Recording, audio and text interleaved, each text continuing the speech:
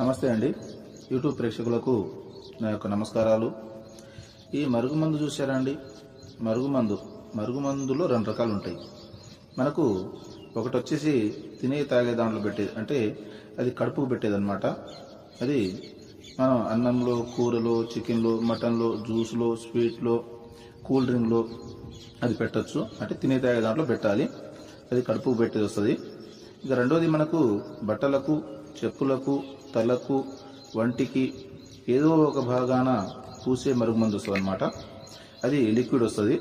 అది powerful liquid అనమాట. అది కొద్దిగా అంటించినా ఇక మనం చెప్పినట్టే వింటారు, మన చెప్పు చేతలో ఉంటారు. అంటే వాళ్ళకు మనం చెప్పింది ఏదమవుతుంది అనమాట. దీంతో పాటు వశీకరణ పూజ కూడా చేస్తానండి.